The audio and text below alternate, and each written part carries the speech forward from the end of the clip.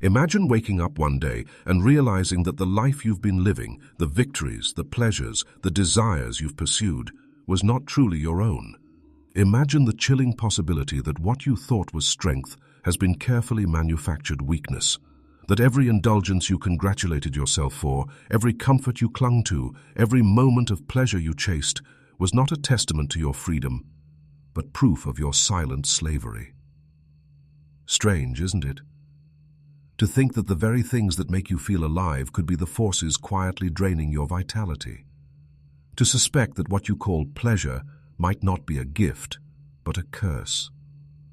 What if your daily habits, the way you eat, the way you consume entertainment, the way you soothe yourself when restless, were not small, harmless indulgences, but slow poisons that erode the very core of your masculinity?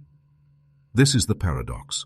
Men today believe they are freer than ever before. You can order food with a click, summon a partner with a swipe, numb your anxiety with a pill, silence boredom with endless scrolling, flood your senses with dopamine on demand. On the surface, it feels like liberation, like mastery of your environment. Yet Nietzsche warned us long ago, the easier the pleasure, the deeper the enslavement. Because here's the terrifying truth. Strength is forged in resistance, not in indulgence. Pleasure is supposed to be earned, a byproduct of struggle and triumph. But when it becomes the goal, when you arrange your entire life around comfort and ease, your spirit begins to rot. You may not see it immediately. The decay is subtle, silent. It hides behind laughter, behind the false glow of satisfaction. But beneath it all, something essential to your being is withering. Ask yourself, why do so many men in the prime of their lives feel hollow? Why do they collapse into apathy despite having more opportunities and luxuries than all the kings of history combined? Why does the modern man, who can indulge in any pleasure he desires, wake up each morning with a vague heaviness in his chest, a sense that something invisible has been stolen from him? The answer is brutal, but it is there. You are not the master of your pleasures. They are the master of you. Nietzsche called this the sickness of modernity, the hidden disease of decadence. It is not hunger that kills a man, but excess. Not pain, but comfort. Not discipline, but the endless erosion of discipline under the flood of stimulation. The problem is not that men lack access to pleasure. The problem is that they are drowning in it, unable to distinguish between what strengthens them and what slowly dismantles them. Look closer at your own life. When was the last time you denied yourself something? When was the last time you said no, not out of necessity but out of strength? When did you last let hunger sharpen your focus instead of rushing to quiet it? When did you last face boredom without reaching for a screen or desire without instantly feeding it? You see, this is the cruel joke. Pleasure feels like power, but it is power inverted. Every time you give in without resistance, you chip away at your will. Every time you choose the easy path, you reinforce the chain around your spirit. You may laugh, you may smile, you may feel good in the moment, but deep down, your strength is leaking away, drop by drop. And here lies the great question. Is the modern man living, or is he merely being entertained to death? Nietzsche once wrote, "He who has a why to live can bear almost any how. But what happens when the why is replaced by 1,000 tiny pleasures? What happens when you no longer endure suffering for a higher purpose, but instead design your life to avoid suffering altogether?" The answer is not liberation. The answer is emasculation. This is the hidden pleasure that destroys you. It is not one specific vice, not one particular addiction. It is the mindset, the quiet agreement you make each day that comfort is preferable to struggle, that pleasure is preferable to meaning. That is how masculinity dies, not with violence, not with tragedy, but with a slow drip of indulgence, so subtle that you only notice when your strength is already gone. So I ask you, if everything you've been told about happiness and pleasure is a lie, if your very instincts are being manipulated to keep you weak, then what remains? What, if anything, can awaken you from this dream of comfort before it devours your soul? The answer is hidden in places you do not wish to look, and to uncover it, we must go deeper, into the psychology of weakness, into the philosophy of decadence, into the very roots of why men surrender to pleasure and call it freedom.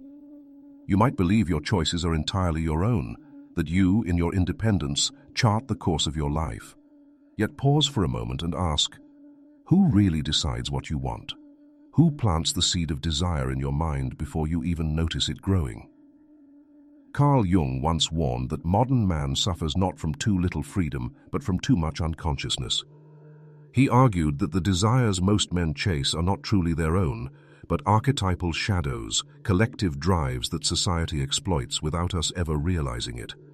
And Nietzsche, in his fiery disdain, named this condition for what it is: decadence, the slow corruption of the will, the surrender of vitality to forces that promise pleasure but demand obedience. The hidden problem is this: pleasure itself is not destructive.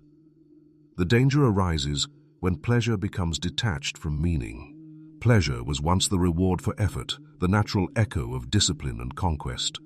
The hunter feasted after the kill, the warrior celebrated a ptau. After battle, the craftsman rejoiced after long hours of shaping his work. Pleasure was rooted in reality. It was tied to something earned. But today, pleasure has been uprooted. It no longer waits patiently at the end of struggle. It is delivered instantly, endlessly, and without cost. The dopamine systems in your brain, once finely tuned to reward survival behaviors, are now hijacked by machines, by algorithms, by corporations who profit from your weakness. You don't need to hunt for food, you need only tap your phone. You don't need to face rejection in pursuit of love, you need only swipe right. You don't need to confront the abyss of boredom, you have infinite entertainment in your pocket. This is not freedom, this is conditioning. The French philosopher Jean Baudrillard once remarked that in modernity, signs replace reality. Men are no longer living, they are consuming simulations of life. You watch videos of men conquering challenges instead of conquering your own. You play games where you achieve victories you will never taste in reality. You scroll through endless images of beauty that leave you with the illusion of abundance, while real intimacy slips further away. The result? You grow comfortable in the shadow of existence, convinced you are living while in truth, you are only watching yourself live. Nietzsche despised this tendency. To him, it was a symptom of what he called the last man, a creature who avoids struggle, who clings to comfort, who sneers at greatness because greatness would demand too much of him. The last man seeks nothing beyond his own small satisfactions. He lives long, he avoids risk, and he dies without ever having lived. But here's the darker truth. This condition does not arise by accident. It has psychological roots as deep as it has philosophical ones. From a psychological perspective, your brain is wired for efficiency. It will always choose the path of least resistance. Why run when you can walk? Why walk when you can sit? Why strive when you can be entertained? Left unchecked, your mind becomes a servant to this principle of comfort. Pleasure, easily accessed, becomes the shortcut to silence your anxiety, your boredom, your hunger for meaning. Yet every time you silence that hunger, you are numbing the very signal that was meant to awaken you. Hunger is not an enemy, it is an invitation to grow stronger. Boredom is not a void, it is the space in which creativity stirs. Desire is not a curse, it is the compass of your becoming. But when you replace these raw human experiences with pre-packaged stimulation, you train yourself to avoid the very forces that make you alive. Viktor Frankl, the psychiatrist who survived the Nazi camps, once said that suffering ceases to be suffering the moment it finds meaning. But what happens to the man who avoids all suffering? He also avoids meaning. And in this avoidance, he builds a prison far stronger than iron. He becomes what Nietzsche feared, a man enslaved not by tyrants, but by his own comforts. Think of it like this. A muscle that is never strained atrophies, a will that is never tested dissolves, a spirit that is never confronted with resistance becomes fragile, incapable of bearing the weight of life, and fragility is the hidden enemy of masculinity. The man who cannot endure discomfort is not free. He is a slave to every temptation that crosses his path. This is the hidden psychological and philosophical root of the problem. The system of modernity thrives on your weakness. It feeds you infinite comforts because a weak man is predictable, compliant, and profitable. A man addicted to his screen will never revolt. A man seduced by endless entertainment will never build, amen, and satisfied with shallow pleasures will never seek transcendence. And here lies the cruel irony. You believe you are choosing your pleasures, but your pleasures have been chosen for you. Your instincts, once sharpened for survival, have been hacked. Your masculinity, your drive to struggle, to conquer, to endure, has been repurposed into a marketable weakness. You think you are exercising freedom when in truth you are reinforcing the cage. So ask yourself, who benefits from your weakness? Who gains when you spend your evenings drowning in artificial satisfaction instead of building your strength, your mind, your vision? Who profits from the slow disintegration of your willpower? It is here, at the intersection of psychology and philosophy, that the true horror reveals itself. You are not simply indulging in harmless pleasures, you are being reprogrammed. Every indulgence deepens the groove in your brain that says, struggle is unnecessary, resistance is pointless, comfort is life. And the longer you repeat this, the more you forget that once, long ago, you were meant to be dangerous, vital, and free. But freedom requires rebellion. It requires facing the unbearable thought that the pleasures you worship are the very chains that bind you. And yet, to accept this truth is terrifying. Because if you admit it, then you must also admit that everything you thought made you happy has been hollowing you out from the inside. So the question becomes, if this hidden problem has infected not just society but your very instincts, then what is the true cost? How far does this weakness reach, and what unseen consequences does it cast over your life, your relationships, your future? That is where we must go next. You do not notice the rot while it is happening. That is the cruelest part. The decay does not announce itself with a scream, but with a whisper. It creeps silently into you, our posture, into your habits, into your very sense of self.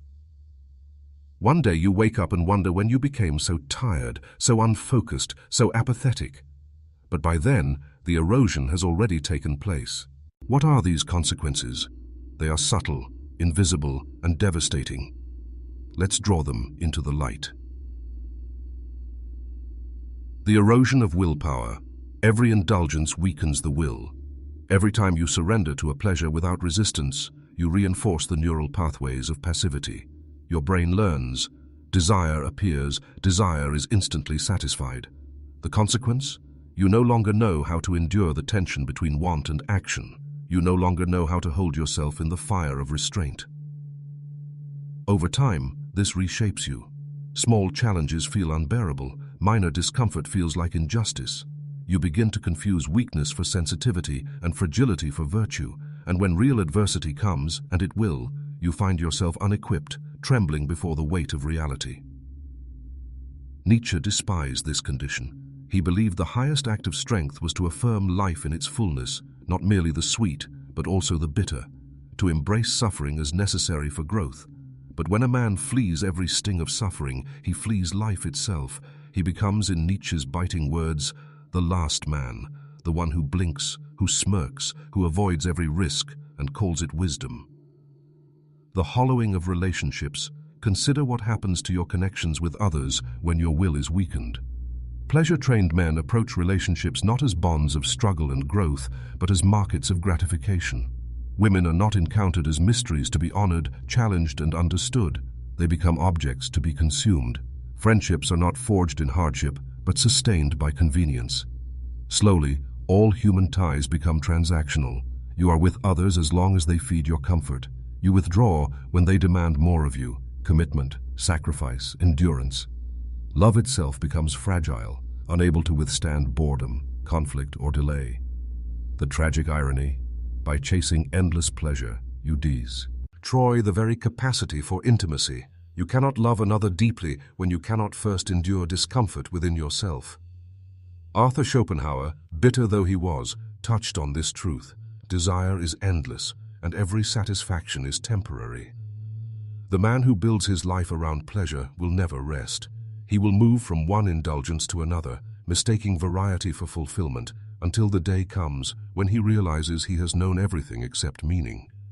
The corruption of purpose. But perhaps the greatest unseen consequence is the loss of purpose. Pleasure, when detached from effort, numbs the call of higher goals. It whispers, "Why strive? Why sweat? Why dream?" And because the whisper comes wrapped in sweetness, you believe it. You let your ambitions shrink.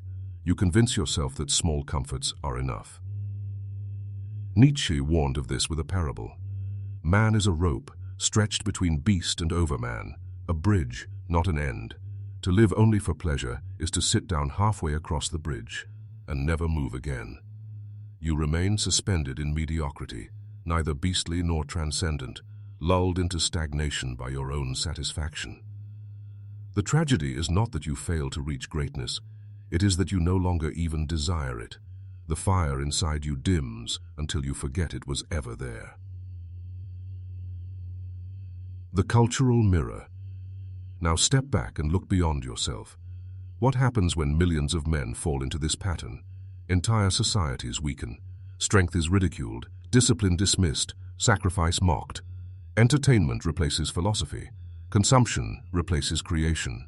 Heroes are replaced by influencers, and the crowd worships not those who suffer for truth, but those who market distraction most effectively. This is no accident. Societies benefit from docile men. A man consumed by his own addictions will not rebel, will not demand truth, will not challenge power. He will scroll, consume. Me, purchase, obey. Pleasure becomes the perfect sedative, the invisible leash that needs no chains. Aldous Huxley foresaw this in Brave New World. The future would not be controlled by pain, but by pleasure. Not by tyrants with whips, but by systems that flood the senses with comfort until no one remembers freedom. That world is no longer fiction. It is the air you breathe. The crisis of masculinity. At its core, masculinity is not about dominance or conquest.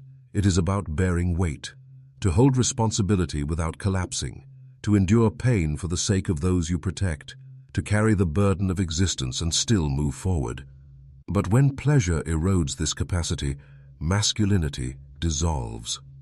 The unseen consequence is this: generations of men who are strong only in image, never in essence. Men who look the part but crumble at the first test of will. Men who talk of freedom but are bound by invisible chains.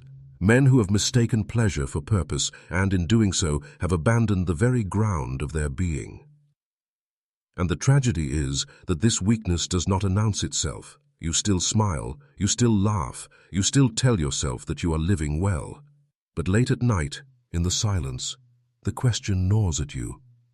Is this all I am? Is this all life has to offer? That voice, the one you silence with another drink, another show, another distraction, is the faint echo of your buried self. The part of you that remembers you were meant for more. The part Nietzsche called the will to power, the inner drive to transcend, to rise, to create meaning even in the face of suffering. But here's the paradox. To reclaim that strength, you must first confront the weight of your decay. You must face, without denial, the full scope of what has been lost. Only then can rebellion begin. And that is where we must go next.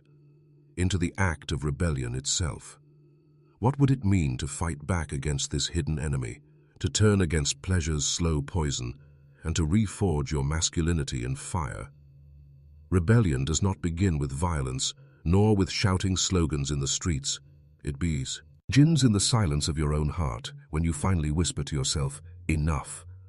Enough of living like a puppet whose strings are pulled by every fleeting desire. Enough of bowing to pleasures that leave you emptier with each indulgence.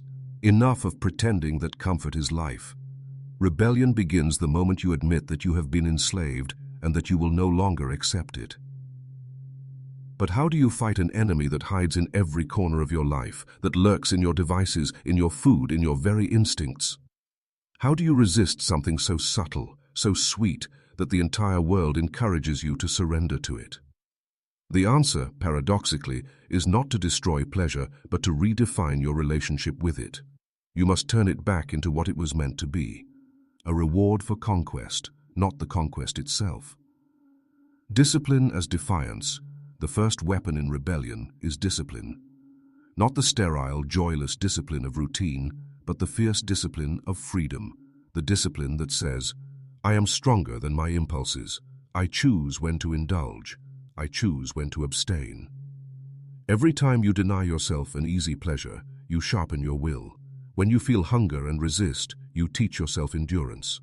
When you feel the itch to check your screen and instead sit with the silence, you reclaim your attention. When you face desire and do not bow instantly, you prove to yourself that you are not a slave. Nietzsche wrote, "He who cannot obey himself will be commanded." To obey yourself means to command yourself, to say no when it matters most, and to honor that command even when no one is watching. This is rebellion, not to seek a life without pleasure, but to seize mastery over pleasure so that it no longer masters you. The embrace of suffering, yet discipline alone is not enough. To truly break free, you must reverse the conditioning of modernity. You must learn again, to embrace suffering, to seek out the very discomfort you have been taught to flee. Cold showers, fasting, silence, strenuous exercise, solitude, these are not merely self-help tricks, they are acts of revolt. They are ways of reminding your nervous system that pain is not the enemy, that struggle is not death, that discomfort is not catastrophe. In these moments, you rediscover what Nietzsche called amor fati, the love of fate, the radical acceptance of life as it is, bitter and sweet alike. The modern world tells you to anesthetize every pain. Rebellion demands you feel it fully, because pain, endured consciously, is not weakness. It is the forge of strength. Reclaiming purpose. But rebellion cannot stop at mere abstinence. A man who only denies himself is still defined by what he resists. To truly rise, you must rediscover a higher purpose, something that calls you beyond comfort, something worth suffering for. Viktor Frankl put it simply, those who have a why to live can bear with almost any how. Without a why, all your sacrifices become empty. With a why, even your suffering becomes sacred. So ask yourself, what weight are you willing to carry? What vision demands your endurance? For some, it will be the creation of art, the pursuit of knowledge, the building of a family, the defense of truth. For others, it will be the struggle for justice, the forging of a business, or the conquest of their own body and mind. It does not matter what form your purpose takes. What matters is that it is larger than your comforts, that it demands you rise each morning with fire in your veins, not merely to survive, but to become.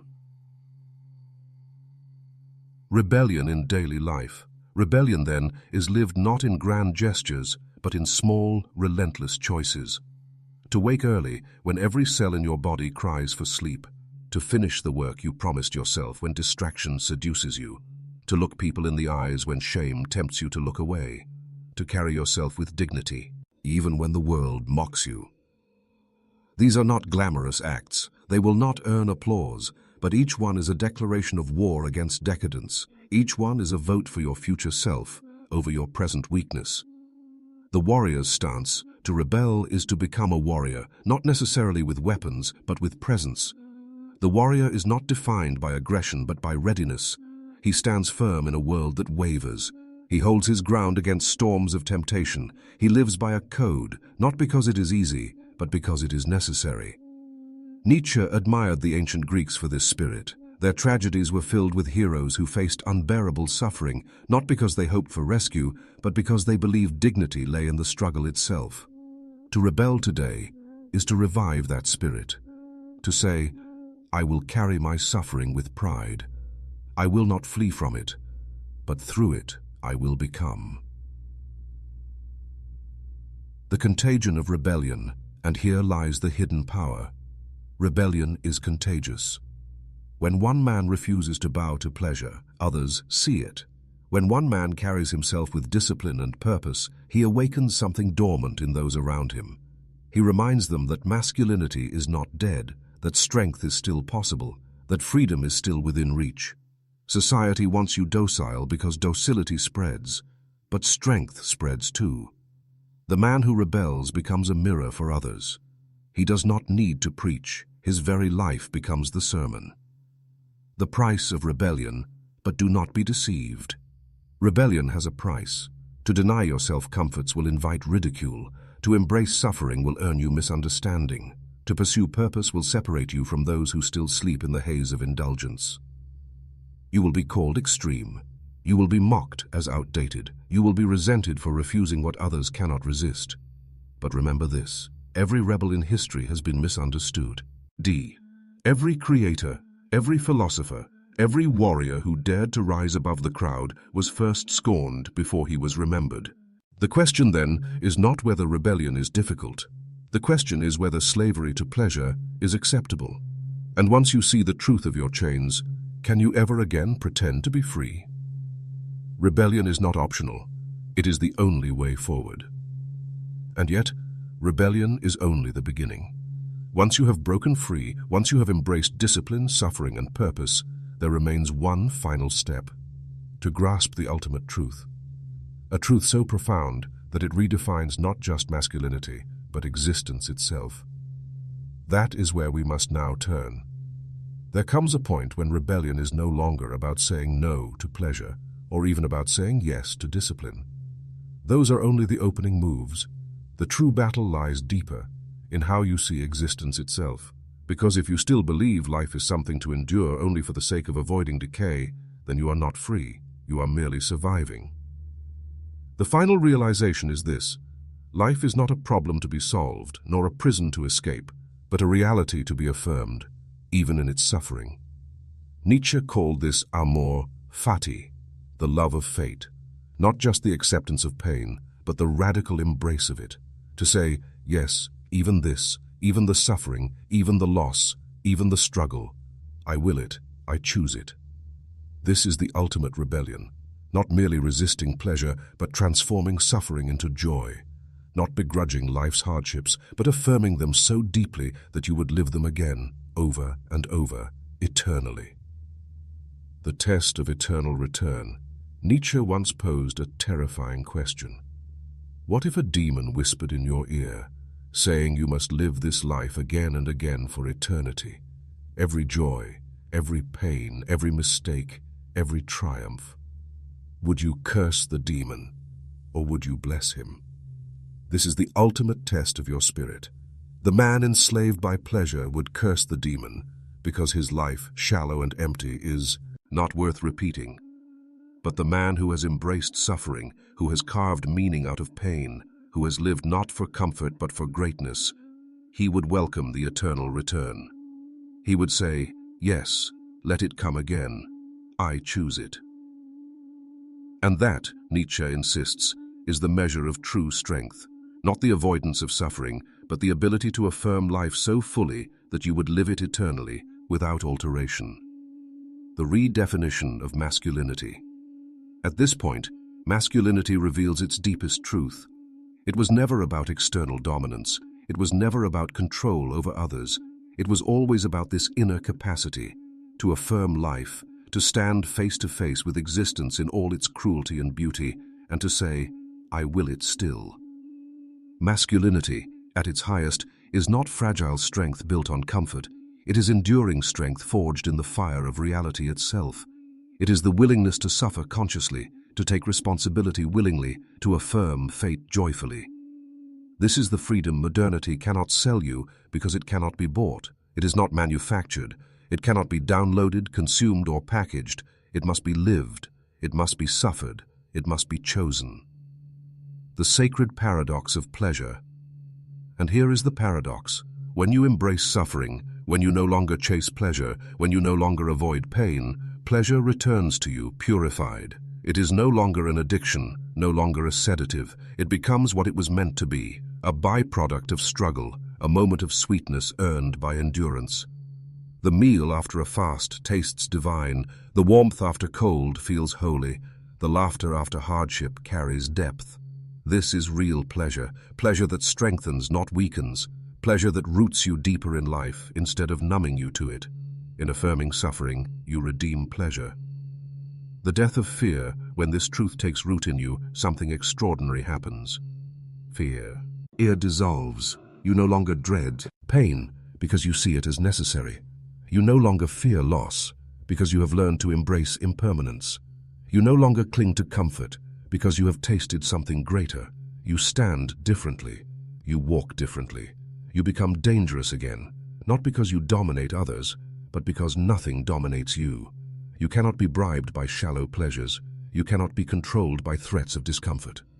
You are free. And freedom, true freedom, is terrifying to those who remain enslaved. They will mock you, resent you, even fear you. But in secret, they will envy you. For you have done what they have not. You have faced existence and said yes. The echo of eternity. At the end of this journey, you realize that the secret pleasure that destroys masculinity was never about food, sex, entertainment, or distraction. It was about the mindset that sought comfort above meaning, ease above purpose, avoidance above affirmation. You see now that life was never supposed to be easy. It was supposed to break you and build you over and over until you became unbreakable. The ultimate truth is not that suffering should be avoided, but that suffering is the path to transcendence. Nietzsche's vision of the overman, the one who rises beyond the last man, is not a fantasy.